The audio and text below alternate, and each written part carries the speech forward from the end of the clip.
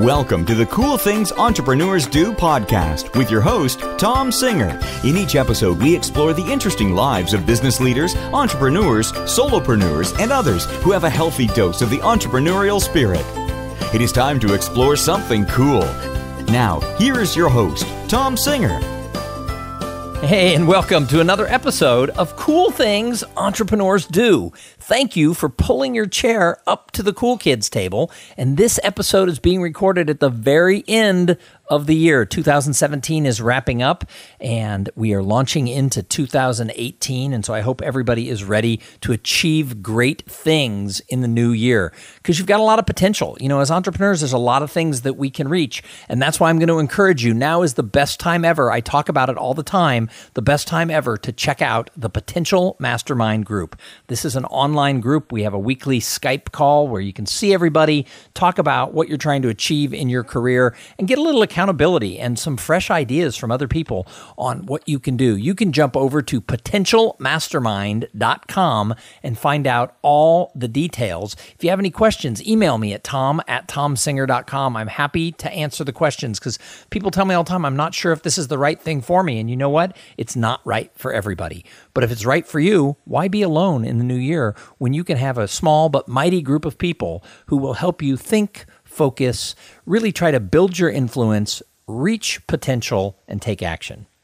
So today's episode is like most of the episodes. I've invited somebody I admire onto the show, because I think when we hear people's stories, their journeys of how they got to where they are and what they're doing, I think it can trigger inspiration in every single one of us. So today I've got Jeremy Ryan Slate with me. And it was funny, I went to Google him and I just Googled Jeremy Slate, and apparently there was some now dead actor named Jeremy Slate.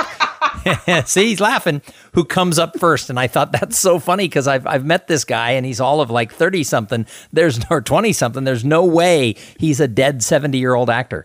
And I had to dig a little deeper, and I realized that's why he goes by Jeremy Ryan Slate, because dead character actor Jeremy Slate had taken over the internet. And I'm sure that our Jeremy here with us today is working to reclaim that top spot on Google. So Jeremy Slate, welcome to Cool Things Entrepreneurs Do. Thom, what is up, man? You know, that stupid poser, he was born Robert Pelham from Atlantic City, New Jersey. And then his acting name took Jeremy Slate. And I'm like, oh, man, Google has hated me for like 5 years. So I'm finally ranking for using my middle name. So it's funny you picked up on that. When we were in high school, I had one of my buddies send me a picture. He goes, who is this guy that thinks he's you? And he was from the TV show Bonanza back in the day. But Thom, I'm stoked to be hanging out with you today. I know we met at New Media Summit earlier this year, and also honored to be on what Inc. called one of the top 8 podcasts to watch in the next year or so, man. That's right. I was really surprised. All of a sudden, I got my little Google alert. I didn't even know that was necessarily coming. I got my little Google alert for my name, and I checked into it, and it was like, one of the 8 podcasts that entrepreneurs should be listening to in 2018. So if you're listening, you're obviously following really good advice from Inc.com. So Jeremy, tell everybody who you are and what you do. I don't really like long bios, so I like people to sort of describe their own business in their own words. Absolutely. So I'm a podcaster going on about 2 years now. I've done 350 episodes, and podcasting is really what I've done full time. I come from a digital marketing background. And if you want to go even further back, my original goal was to be a college professor. So I got my master's in ancient history, studied literature at Oxford, but then somehow found myself years down the road in podcasting. And I also run a podcast PR agency called Command Your Brand Media, where we help people get booked on podcasts and help to tell their story in a way where it's friendly to both of them, their own story, and also the show they're being on. So now tell me, let's back up just a quick step. What is your podcast that you've done 350 episodes, and how many times a week? If you've only done 2 years, because I'm pushing 350, but I'm twice a week. I'm at 3 years. Are you a 3-day-a-week show? Tell us about it. Yeah, it's funny. I forgot to tell you the name of that, man. It's called Create Your Own Life, and it actually came from a conversation I had with my dad, which was after I quit my teaching job. He's like, what do you want to do with your life? And I'm like, I want to create my own life. And he was like, good luck, buddy. So I kind of held on to that for a little bit. And it originally started as a 3-day-a-week show. We had a period of about 60 days where I went to 5 days a week. And the show quality kind of suffered. I was getting burnt out and I wasn't really having fun anymore. So I went back to 3 days a week. And we've been doing that for over 2 years now. No, that's awesome. In fact, I tell everybody, they ask, why are you a 2-day-a-week show? And I have a production company that I use. And I said, because I couldn't afford the 3-day-a-week, or I would have done 3. I think if you're going to start a podcast, I think 2 or 3 days a week is the way to do it. I was counseling someone the other day who was in my coaching group, the Potential Mastermind Project, and they were talking about wanting to start a podcast. And they go, yeah, I think I'm going to do it once a month. And I said, okay, that's awesome. But let's talk about this. I didn't really start getting good at it, nor did I start getting traction, like things like I was written up in Inc. There was another article in Entrepreneur last year. These things didn't start happening until I got to around 300 shows. So if you do one show a month, at the end of the year, you'll have 12 shows. So it's going to take you like 30 years to get to where you really start getting good. I think there's some magic number around 300 where it's like, oh man, I could do this show. Well, what number did you feel comfortable at, Thom? Because like for me, like I didn't feel like I could conduct a great interview till it was like 250. Yeah. Like, so I really felt like I have it down. What was that for you? So it's about the same. So when I first became a professional speaker, which is how I make my living, I speak at conferences and company meetings and things like that. And I do a lot of that. I did, I think, like almost 50 different clients and 82 presentations.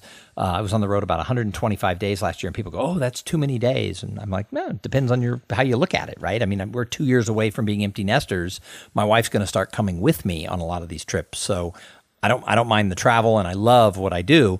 But when I first started in the business about a decade ago, somebody said it would take you about 300 professional level speeches on a stage. And the way she defined professional speeches, her name was Roxanne Emmerich, and she's a legend in the speaking business. She now owns a giant consulting company and training company in the financial services world. But when she, 10 years ago, I read an article, and she was quoted in the article saying, you have to give 300 of these before you're ever going to be good.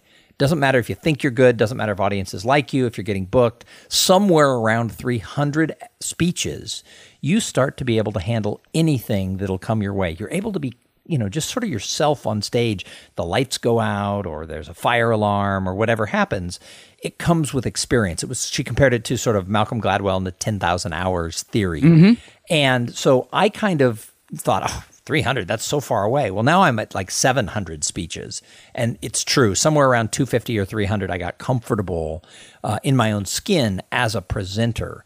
When I started the podcast, I figured it was probably going to be about the same. And the truth is, as I closed in on 300 episodes, people started saying, wow, your interviews are getting so much better. And I started taking that interview skill onto stage, because I'm also a master of ceremonies.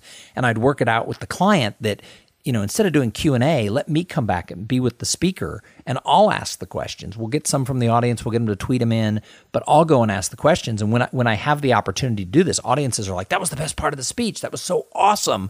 How do you have that skill? And I'm like, 300 podcast interviews. So yeah, it takes a while. Well, I think it's a massive, massive life hack, right? Like it's like this thing that I feel like a lot of my personal conversations have gotten better. Also, the biggest thing too is like, as an interviewer, you have to be able to kind of take a lot of your own like wanting to talk about yourself out of it and kind of redirect it in interest in what the person's doing.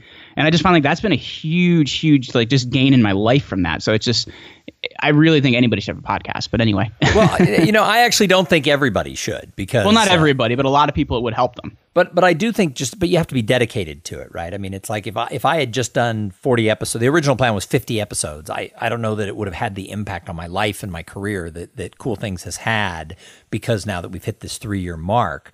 So you've been doing this. What sort of led you, though? You went in to be a history professor, right? You studied this. Mm-hmm. You went to Oxford. You did this. So what led you to become an entrepreneur? Why did you have this conversation with your dad? Why did you say, to heck with teaching?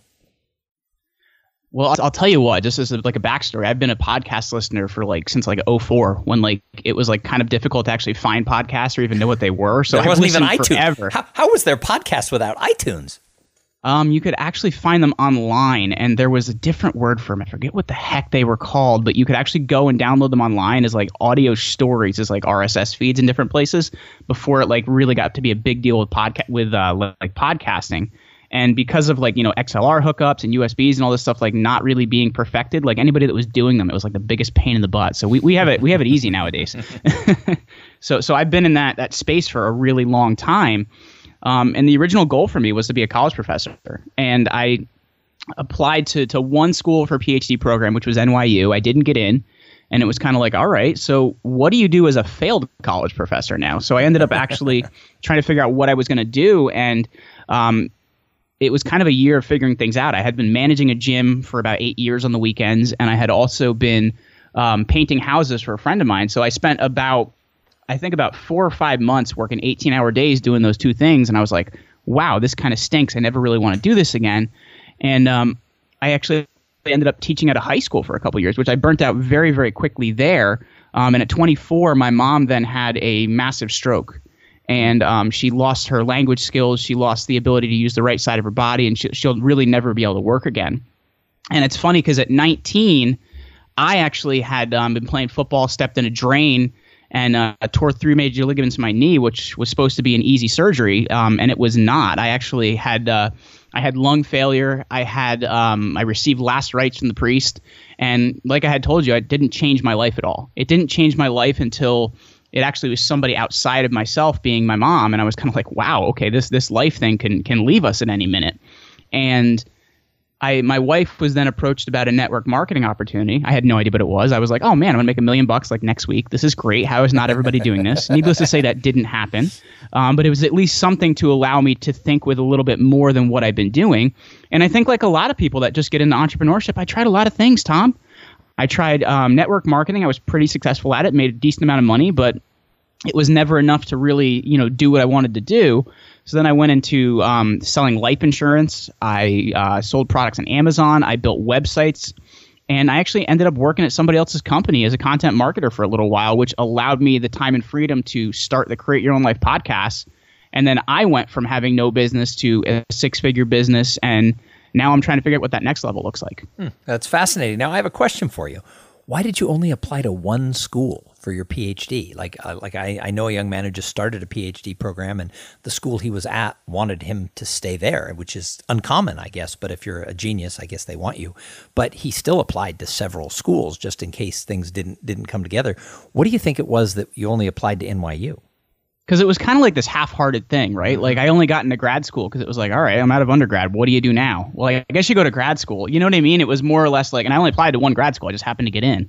So it really wasn't this like wholehearted thing because it wasn't my dream. Right. I was going to say, do you think this idea? Parents' dream. I was going to say, do you think this idea of being a college professor wasn't really in your soul?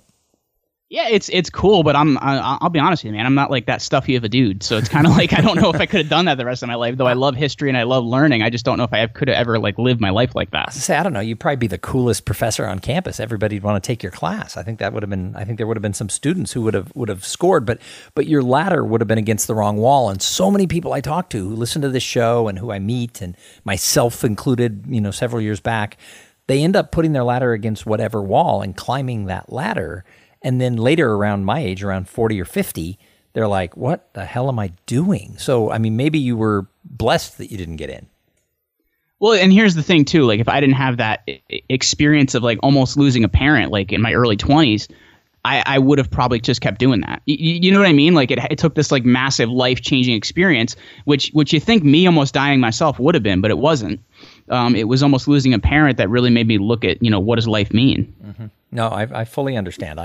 My youngest daughter went through some very serious stuff as an infant. She's fine now. She's 16. She's straight A student. She's fabulous. But it didn't start out that way. She had to have her entire skull rebuilt at 6 months old. And I think that was sort of a pivotal moment for me because it realized that, wow, this life stuff can be hard. Even though I lost a parent at 18, I never really had experienced anything that was quite kind of as heavy as what we went through with Kate. So I get it. There's certain, a business coach that I'm working with calls it a flashpoint. There's certain things that sort of change your trajectory. So I get that. So that's what sort of led you, that's sort of your story that led you there. But now that you've been doing this for a few years and you've grown a successful business out of your podcast, what is it that you love about the life of entrepreneurship? It's kind of interesting because I feel like it does allow us a lot of opportunities and freedom that we don't always have. I can go. So in 2015, I actually got to spend a month in Peru for Rotary International, where I was doing a service trip and helping with, getting clean water and raising money and things like that. And if I worked for somebody else, Tom, I wouldn't have been able to do that. So I think that's something really interesting is it allows us to be able to have more freedom with our time and also give it differently. But here's the thing. If I want to make more money in my business, I can just hire more people who I can work harder. You know what I mean? At a job that just, it's not really an option. It's not really something that we are able to do. And that's, a job may work for some people, but it doesn't work for me because I also don't do well with the authority of others. I don't know if you're like that as well. And so sometimes to be able to do things on our own terms just can mean a lot more as well. So are there any days, though, come on, you've been doing this for a couple years. Are there any days where you look around and think, I could be teaching high school or college and have benefits and have, a little more structure in my life? Are there ever days where you think, maybe I should have stayed? No, because school is really different than when I was in school now, and I was kind of shocked. And I'm not even that old, man. I'll be 31 in May, and but it was kind of crazy because these kids push you so hard to like try and get to yell at them so they can put you on YouTube or something. So it's just like that was the direction my life was going. Anything's better than that. So at this point in time, my worst day is still better than my best day at having a job, especially teaching. So Jeremy, there's a lot of people who listen to this show who they feel their ladders against that proverbial wrong wall. So what advice do you have for somebody who wants to maybe become a solopreneur and start something like becoming a podcaster, a speaker, or a consultant, or maybe they want to start a small business, or maybe they have an idea that could scale. They want to start a big business. What advice do you have for somebody who wants to make that move from working for somebody to doing their own thing? Well, I've kind of done it both ways, Tom. The way where I jump in both feet and just go for it, and I've done it the other way where I work for somebody else and start something on the side. And I feel like the advice that I always give now, just based on my life experience, is, start it as something on the side. Because the thing is you make better decisions when you don't have to survive off of everything you're doing here, and you can really be creative and really build something great. And you don't have to worry about it as much making your next meal. Whereas I made a lot of really poor decisions when like this had to be everything for me. It was just kind of a natural transition of when, this thing grows big enough, when I have enough revenue, it's not quite enough revenue. It wasn't quite enough revenue when I jumped, but it was close enough. So I think really, starting something alongside what you're already doing is not a bad idea. Just, you work longer hours in the beginning, you put in more time, and failure won't really kill you, which I think is the important thing to look at.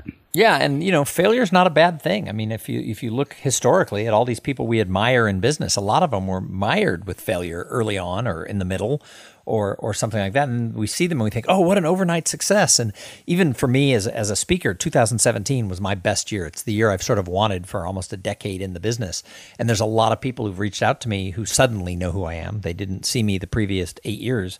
And they're like, oh, I want to do what you do. And I'm like, great. Do you have 8 years? Because there is no shortcut. And so it's the old joke about, the overnight success that took a decade. Exactly. And that's the biggest thing. Like even with a podcast, like I didn't start seeing success, man, until I was a year in. And I get people, you may get this too, where people talk to you like, I want to monetize my podcast. And it's like, great.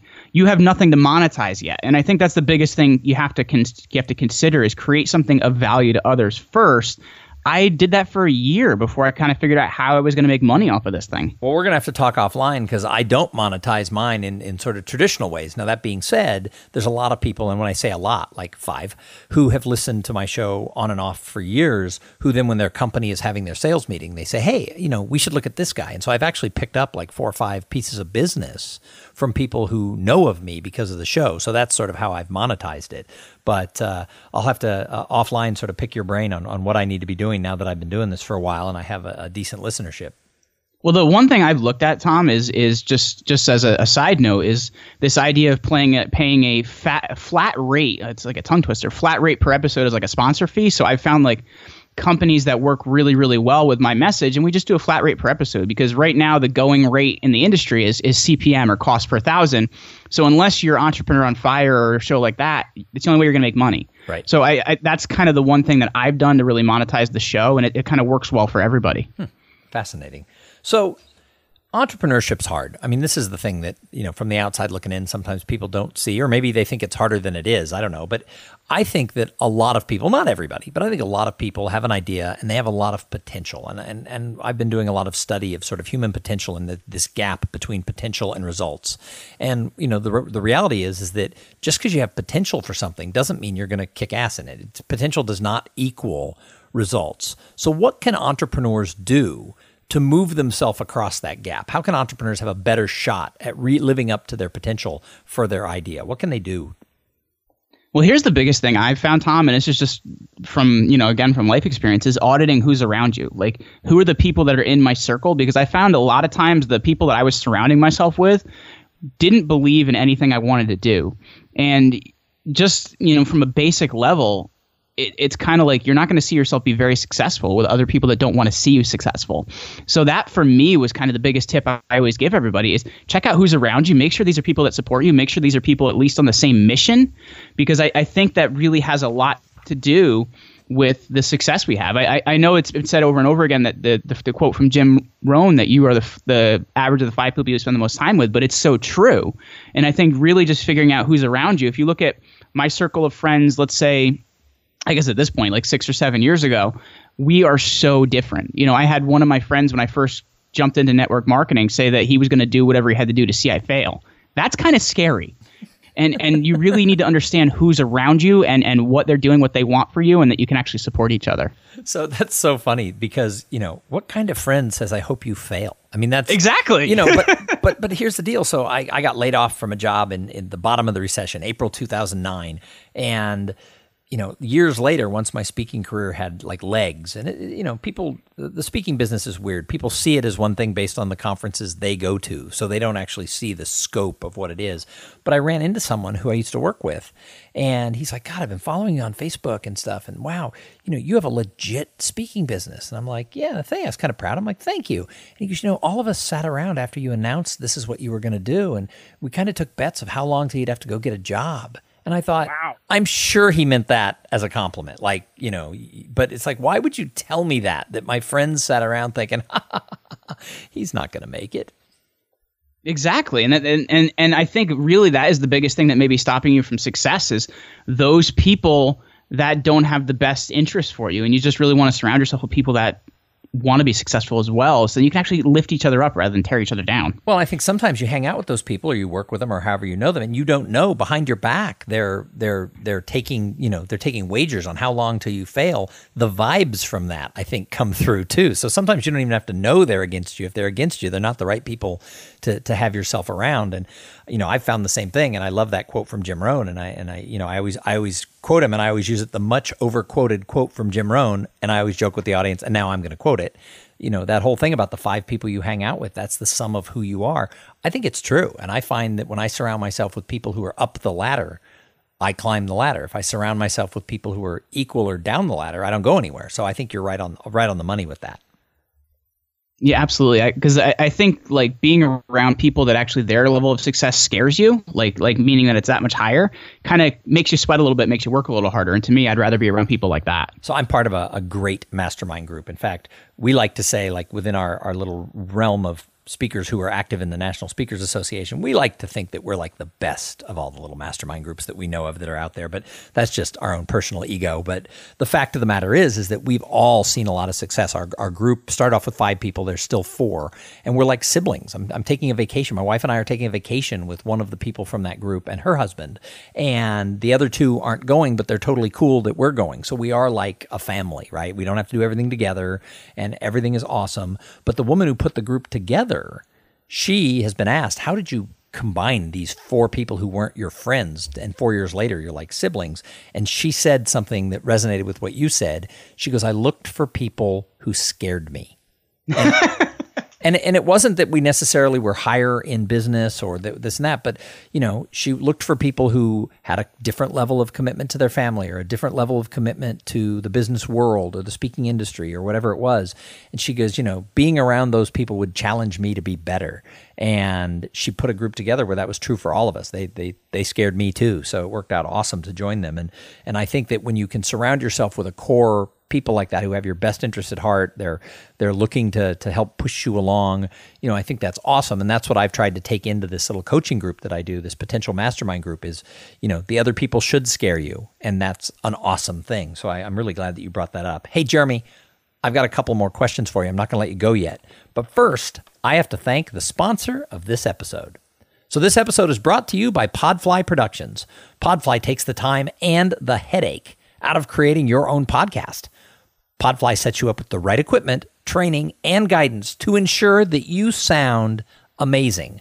Podfly does all the heavy lifting and the technical work so that you can focus on creating great content, growing your audience, and interviewing really cool people like Jeremy Ryan Slate.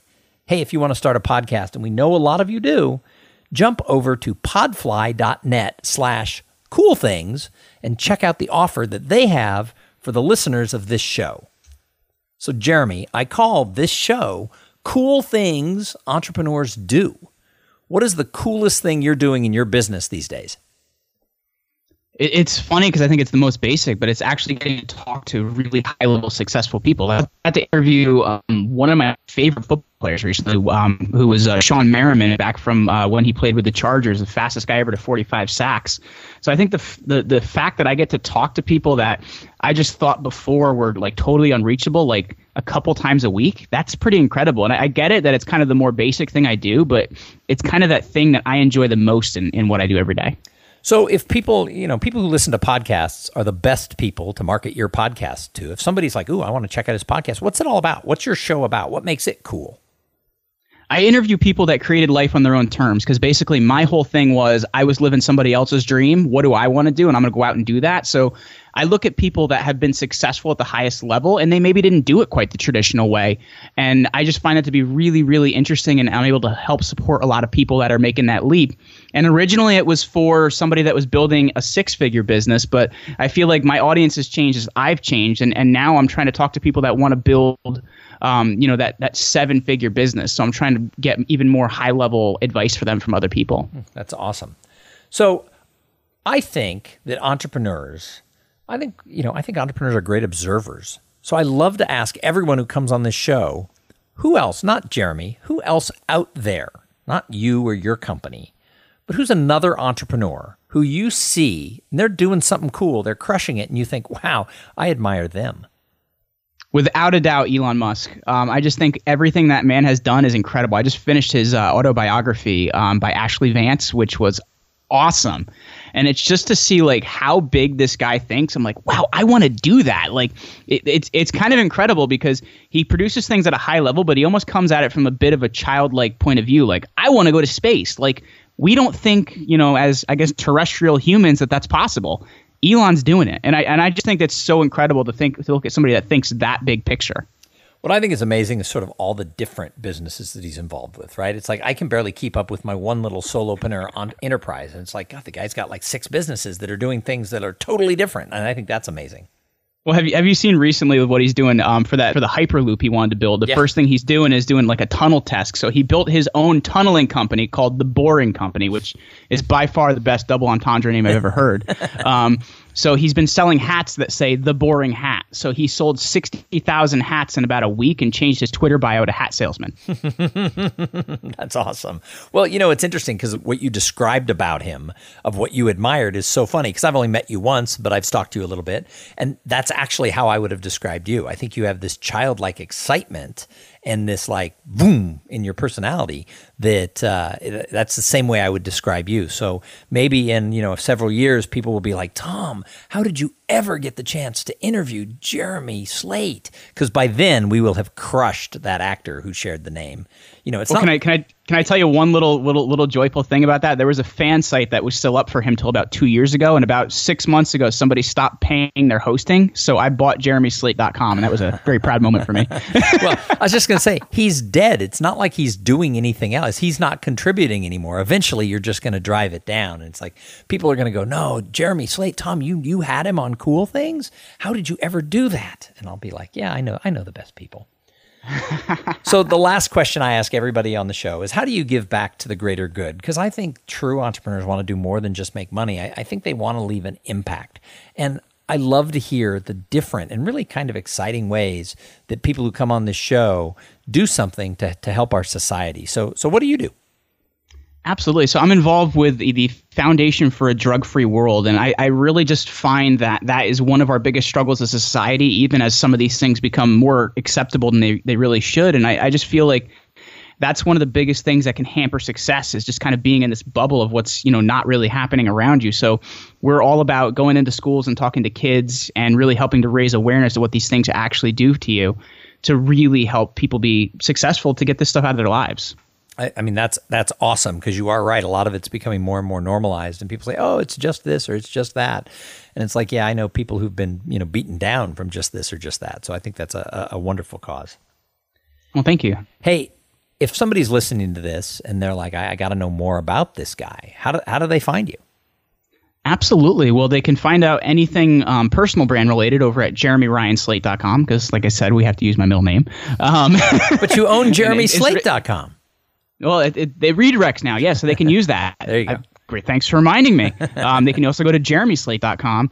And if they're interested in anything on the business side, I put together a checklist on how they can get themselves on podcasts and get to be a great podcast guest over at commandyourbrand.media/checklist. Oh, that is awesome. Well, Jeremy Ryan Slate, or better known now as Jeremy Slate, hey, thank you so much for agreeing to be a guest on the show, helping kick off 2008 with some really good inspiration. I think everyone who listened to this episode, I think you got them fired up about the things that they can do, and I think you've done a good job of creating your own path in the world, and that's what we like to admire around here. So thanks for being on Cool Things Entrepreneurs Do. Absolutely. Thank you so much for having me, Tom, and I hope now Forbes will pick you up after Inc. Well, that's right. That's the next step, from your lips to God's ears. So everybody, I say at every show, thanks for listening, because if it wasn't for the audience, why would we even have this show? So I really appreciate it. The audience is growing. Do me a favor. If you like this show, jump over to iTunes and leave a review, because one of the ways the show gets found is if people are commenting about it. Also, tell your friends on social media, hey, I listened to this podcast. Maybe you'll like it. Check out the interview with Jeremy Ryan Slate. Awesome stuff.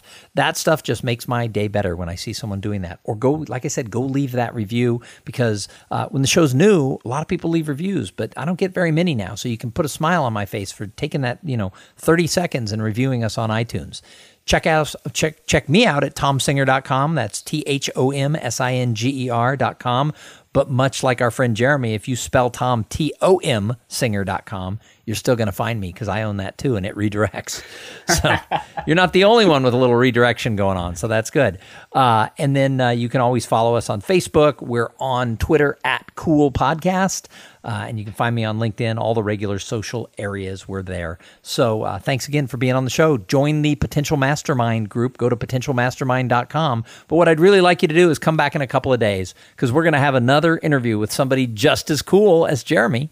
But in the meantime, you go out there and have a great day. Thank you for being part of the Cool Things Entrepreneurs Do podcast. Without your participation and listening to these conversations, there is no show.